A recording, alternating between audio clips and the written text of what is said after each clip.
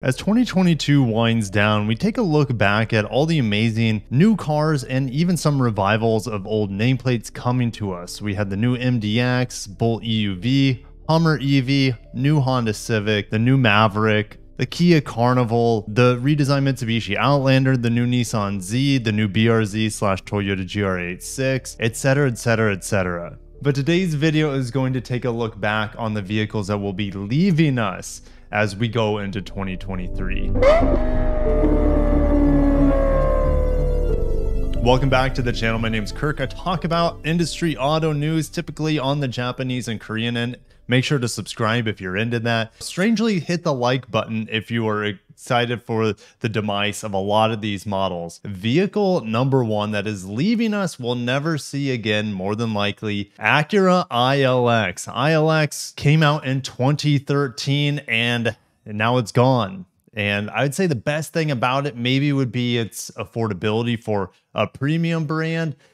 They gave it a refresh in the past few years to give it a more updated diamond pentagon grille with the jewel headlights. I thought it was a handsome little sedan, but it was based off of, I think it was like the 8th generation or maybe the 9th generation Civic. So the Civics were just better than this vehicle, other than the fact that the ILX had a better engine. It also had the 8-speed DCT. Now replacing it is a return of a legend, the Integra. The 6-speed manual in that vehicle is amazing. It's essentially a luxury version of the Honda Civic Si. And that's a great thing because that vehicle is one of the most fun and practical vehicles you can buy because, gosh, it's not hard to get 35 to 40 miles per gallon on the Civic Si and therefore the new Integra as well. So Acura ILX, I think some people will miss you out there, but I welcome the Integra, the return of the Integra, and then also am super excited for the upcoming Integra Type S. And I'm hearing things maybe this spring, guys. You might hear as early as this spring on the Integra Type S. So make sure you're subscribed, stay tuned, because I will bring it to you here firsthand on the channel. Looking at the sales of the ILX, it'll be fun to see how well the Integra can stack up to the sales of the fairly well-selling ILX, even though it just, I mean, look, in 2021 only sold about 14,000 units. I think the new Integra has a good shot at beating that. It peaked in 2013 as it was a 2013 model year when it came out in 2012, I guess you could say. But at 20,000 units, I think that the new Integra can pass 20,000 units.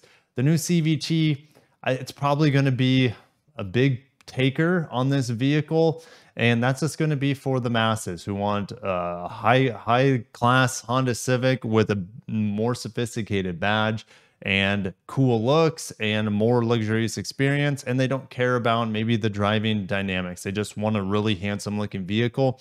And the Integra is that, in my opinion. But a 6-speed manual, if you're able to drive one or learn to drive one, that's the way to go with this vehicle. But we're going to move on from the ILX. Buick Encore. I believe I actually reviewed this vehicle and I'm still working as a salesperson. I think these vehicles with the Chevy Trax, I thought they were hideous, but they're, I guess, a taller seat in a small SUV package. You can get them in all-wheel drive. Let's go ahead and just look at the sales real quick of the Buick Encore. And I don't think many people are going to be sad about this vehicle leaving us. It peaked in sales in 2019. I guess we could just go to this right here. Look at the rise of the Encore. And then what happened in 2020? Well, COVID happened, and then it was reduced to just 20,000 units in 2021, peaking at 5 times those units in 2019. COVID was not friendly to the Buick Encore. Rest in peace. Next on this list is probably the smallest vehicle on here. This is the Chevy Spark. It's probably the cheapest car on this list as well. They started around $15,000. I guess the Mitsubishi Mirage is probably the last vehicle in this tiny vehicle segment.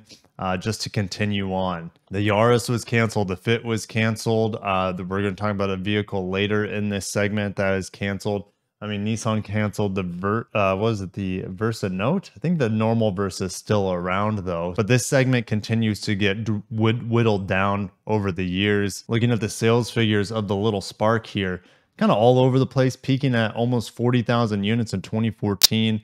And yeah, going down. They're just not as profitable as more expensive cars that they sell. And with the advent of crossovers that are also really small and affordable, the Spark just doesn't have the spark for the customer anymore. If we look at the sales of the last year, 24,000 units, and we look at the Mitsubishi Mirage here, selling about the same, 22,000 units, peaking at 27,000 units. Their sales are a little bit more stable here. I think these vehicles come in from Thailand, somewhere in Southeast Asia. I guess if you're looking for one of these tiny vehicles, the Mirage is going to carry the torch for you, and probably the Versa as well. Ford EcoSport, probably the vehicle on this list that just never did anything for me. I said that the Buick Encore was ugly and the Chevy Trax was. Ford EcoSport has to be the ugliest vehicle on the market. I just want to flip it over, like cow tip the thing every time I see one on the road. This thing, I'm happy to see buried. It's been available since late 2017.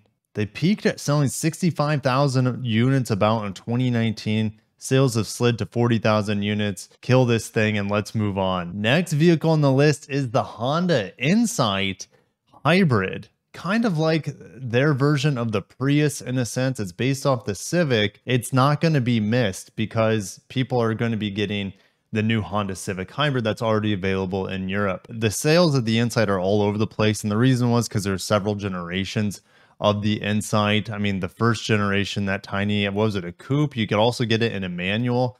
They never sold more than 1,000 units of those guys, or at least by 2005. They made it before then. If we look at 2008, the second generation Insight, maybe around 20,000 units, and it fell off. And then in 2017, 2018, they brought it back, and it just didn't, I guess it just didn't do as well for them. But as Honda re-strategized, they're like, well, we have so much brand equity in the Civic. Why don't we just do Civic Hybrid? And they used to do Civic Hybrid about a decade ago. So they're bringing back the Civic Hybrid. It will be an amazing little hybrid. It's already getting amazing remarks in Europe. So make sure to watch my video that I just did fairly recently on the Civic Hybrid. Hopefully we get it by the end of 2023. Next vehicle on the list is the Hyundai Accent. Not to be confused with like the Subaru Ascent, almost the same word. But this tiny little sedan, Hyundai says they just don't need it anymore with the advent of the Hyundai Venue. And that makes sense. It's more practical than the Accent. It's going to get about the same fuel economy. Scrolling down to sales of the Accent, it peaked in 2016 with selling nearly 80,000 units. I had no idea. And the sales of this vehicle are actually quite good. And then 2017, it just fell like a rock. Hyundai introducing new crossovers, also seeing better profits in higher ticket item vehicles. So rest in peace, Hyundai Accent. I'm sure we'll continue to see a ton of these older models on the market because this is one of the highest selling vehicles on this list today. Now a vehicle that has always perplexed me. The Lexus RXL is being discontinued. With the new 5th generation Lexus RX, they're sticking with just 2 rows. And the main reason for that is the introduction upcoming in 2023 of the Lexus TX 3-row crossover. I'm not going to talk too much about that vehicle, but the RXL was about 4.5 inches longer than the current RX. Same wheelbase, they just puffed out the end, stuck in a 3rd row seat, super cramped. Probably the worst 3rd row seats for any sort of passenger with legs. And the RXL didn't need to exist, but Lexus was trying to figure out a way to have a more approachable, more affordable 3-row luxury crossover that wasn't the GX or LX. And the RXL never really fit the bill. When I was selling these things, the RXL was mostly sold for additional cargo over the normal RX. So yeah, RXL, we're not going to miss you. Welcome the TX in the lineup for 2023, and let's keep the ball rolling. A vehicle that has been around for a long time. I've made a couple videos on the Passat on this channel, even though I don't cover the Germans too much. The Volkswagen Passat met its end. Volkswagen actually sent me a Passat limited edition in this weird dark greenish color. And when I reviewed the car, it was the most forgettable car I think I've ever reviewed on the channel. It was, if you wanted a vehicle that you never wanted to be noticed in, Volkswagen Passat is that. If you wanted a vehicle that never invoked any emotions or just any sort of life, the Volkswagen Passat was that vehicle that I reviewed. It was not a good car. So unfortunately, it kind of fell from grace over the years, especially with the advent of, well, and also after Dieselgate, the diesel engine would probably be a much better choice than the turbo 4-cylinder in this thing, or turbo gas 4-cylinder, I should say. So rest in peace, Passat. We're going to miss another big sedan on the market being discontinued. As we look at sales of the Passat, it's probably going to be pretty tear-jerking here. Yeah, look at this. They peaked in 2012, selling over 125,000 units, and it just free fell from there and ended up selling 24,000 units in 2021. And the last vehicle on the list, you can say, is a competitor to the Passat, and that is the Toyota Avalon.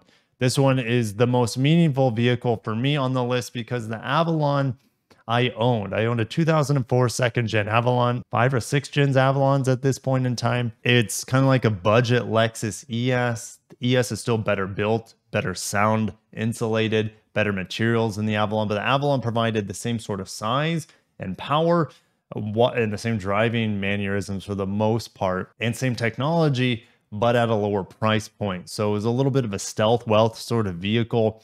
And we're going to miss you, Toyota Avalon. The year before, a big Toyota left us as well, and that was the Land Cruiser. So Toyota Avalon, we're going to miss you and your V6 as well as your hybrid powertrains. But if you want the Avalon, just a nicer version of it, get the Lexus ES. It is a better car overall, but you will be paying for it. Going over to the sales of the Avalon, and it's just kind of, well, of course, the big sedans fell from grace in the early 2000s.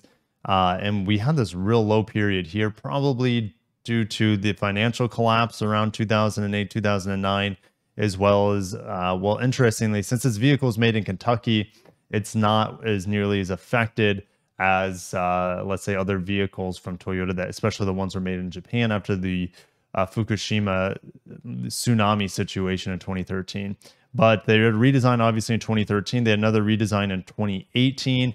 The Lexus ES got a redesign for 2019 around this time. And yeah, it just is a tragedy. I think the Avalon just ended production a few months ago in Kentucky forever.